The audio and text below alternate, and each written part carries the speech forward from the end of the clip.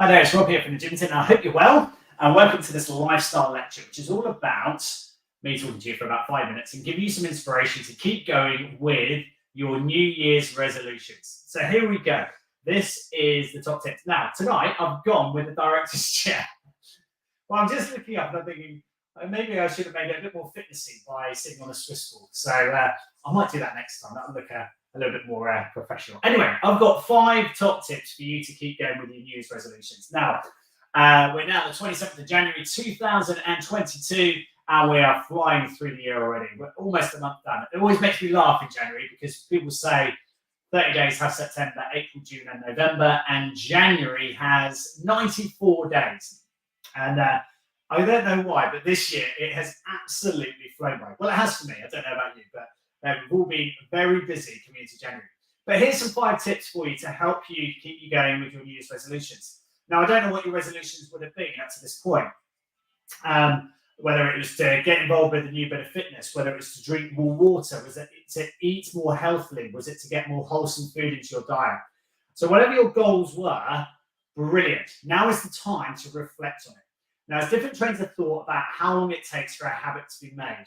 But I can guarantee if it's one to break a poor habit, for me, it's 91 days to make that into a lifestyle change. However, some other theories will say 28 days or 21 days to make that habit into something that's going to be new in your behavior, and about 6 months for that to be able to take form as to a long-term change. So goal number 1 for you is let's have a review as to why did you do it in the first place? Was it a smart target? So a lot of people I know did dry January, gave up drinking alcohol for the whole month. Is it realistic? Is it sustainable to do it long term? I don't know. That's down to your lifestyle, down to your pedigree. It depends what you want to do with your life and how you want to socialize. However, is it realistic that you're never going to drink alcohol again? Especially if you did drink quite a lot before, the answer is highly unlikely. But it is down to you and it is a lifestyle for you. So what I would suggest is review what it was that you wanted to achieve and what did you actually want to get out of it. So a lot of people will do dry January for a couple of reasons. 1 is health benefit. 2 is to detox from December and for New Year. 3 might be that they want to lose a bit of weight, and knowing that a bottle of wine is 1,000 calories is a good enough incentive to kick the habit for a month and just to see whether or not you can get back into an equilibrium. And other people will say they overindulged over this period of time, so cutting back completely helps them to reset coming to February. So let's have a quick review as to what your SMART goal was. What were you trying to achieve in the first place? So a good idea here is then to get your pad and paper out and write it down. What was the goal? What were you trying to do? And make it SMART. So was it specific? So giving up alcohol for a month is quite specific. Yeah, you know exactly what you can do. Is it measurable? Well, you're going to drink no alcohol and it's going to be over a month. Yeah, okay, that's measurable. Is it achievable? Only you know about that. Is it realistic? Yeah, you can live without it. It is habitual. You don't need to have alcohol. I'm not quite sure I'm picking up alcohol, but it's a great example. And is it time specific? Well, yeah, you're going to give it up for a month. So now the question is, do you want to carry on with it? So have a look and reassess the goal. Top tip number 1. Top number 2 is reward yourself, okay? So if you've taken something out of your life, it could be that you quit smoking, okay? Reward yourself. So one of my clients has done brilliantly. He's now 2 weeks into giving up smoking this year. It is transforming his life. But what he's got is he's got a jar at home and he's rewarding himself. So all of those £20 that he was spending a week on cigarettes, he's putting that money into a jar. He's got it labelled up on the outside with pictures of his children. It's beautiful. It's a wonderful thing. And on there, it's written, he's got some photos on the side of that jar, and it says Florida trip. And they're going to go to America with the money they're going to save up over the next 2 years. And it should be quite a substantial amount of money. But also what he's going to do is he's going to keep that jar going for as long as he can. So he's going to keep putting little photos on. But also every month, he's going to reward himself. Because obviously a 2-year goal and 2-year plan is quite far away. So he's going to reward himself and go and take his family out for a little day trip or something and use a bit of that money to enjoy themselves. Get some more photos up of enjoying themselves, stick them onto that jar. It could be you stick it on your fridge. It could be you stick it wherever you need to remind yourself to be happy. It could be the screensaver on your laptop, for example. So reward yourself and be happy with it. The next part is track your progress, okay? So if you're on a weight gain journey, for example, or a weight loss journey, or in a size change journey, whatever it was that you were looking at. Take some photographs of yourself and track your performance. I know some people hate doing that, but if your goal is to change your image, you need to know what your image looks like, right? You need to be able to stand in that mirror and love the person that's in front of that mirror.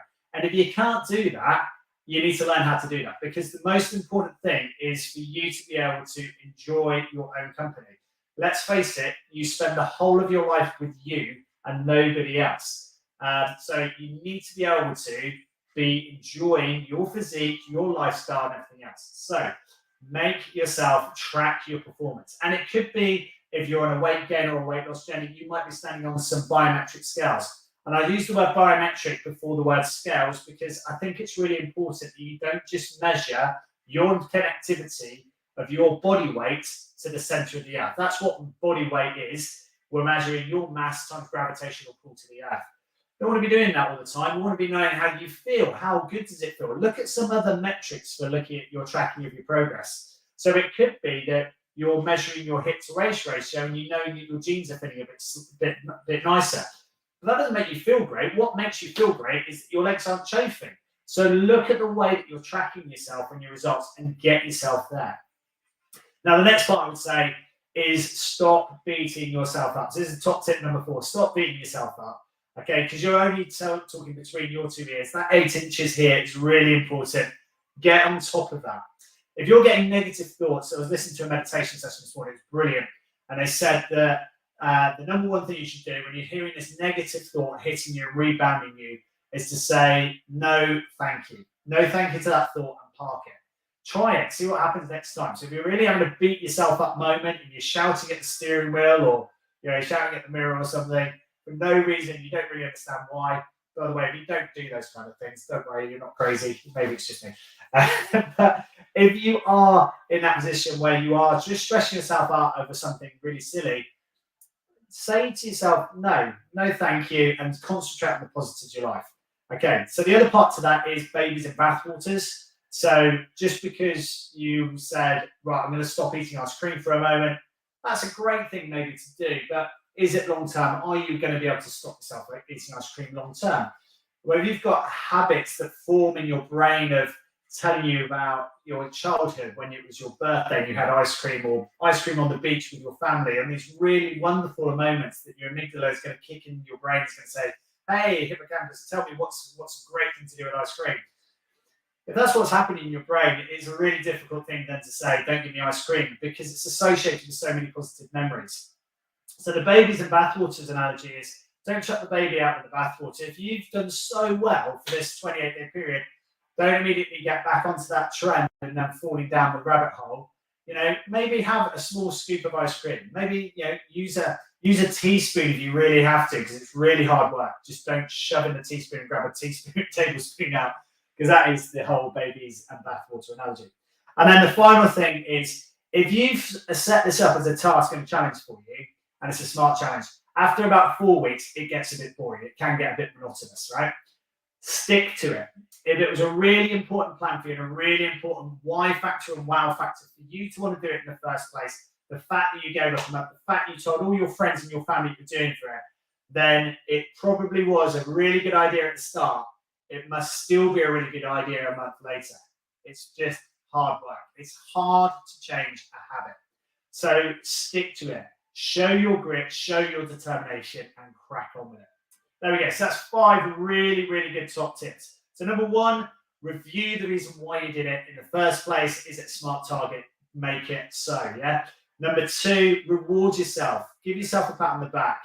Get on with it and keep going. Find a way that is not going to break your resolution to reward yourself as well. So if you've been doing a 5K every day, so people are doing RED, for example, which is run every day, if they're doing that, that's brilliant. Reward yourself for doing it. Do something nice for yourself. Go for a pedicure, because if your feet are hurting, you probably deserve something nice.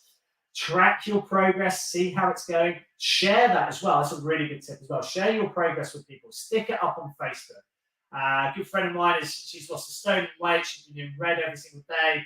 And she's absolutely brilliant. She's absolutely buzzing at the moment. And she keeps putting it up on Facebook. And because she does that, it gets liked, it gets loved, and it gives them that inspiration to keep going. Next point was don't beat yourself up and keep reviewing it. Come back to your mental well-being, the points as to why you did it. Get those wonderful reasons up on your fridge. Get them working for you. And then the final bit is stick to it and keep trying, keep persevering, keep breaking it down. Finally, what I would say to that as well is get some expert help. Okay, so if you get to the stage and it's not working for you, feeling like you need some help, get some expert opinions as well. People that you know are going to help you. Could be a GP, it could be a close friend or family member that's in the field. It could be a personal trainer, it could be a group. Get yourself involved with a community of people that are going to support you and drive you forwards. So if you've got negative people in your group that are saying, oh, come on, let's go down the pub and have a pint. If you were doing dry January, for example, they're probably not the people to associate yourself around to keep the challenge going, right? So just make sure, I would say with that you're not just abandoning those people because they're close and important to you. So I would say get them on board. Maybe say, look, can I just have a chat with you? These are the reasons why I'm doing it. This is how I'd really like you to help me. And they will be fully supportive of you if they are a really good friend. So there we go. Loads of information there, top tips for you. I hope that really helps. If I can help at all, get in contact, www.thegymtink.com. Send us an email, send us a message up on Facebook as well if that helps, and I'll surely get back to you. Anyway, thank you so much for joining me. I'm going to try a Swiss ball next time because I felt like I was just tilting all the way over here. So I think I might get Swiss ball to sit on next time. There we go. Fantastic. Thank you so much for joining me. I'll see you next time. Grab some water. Cheers. Boom.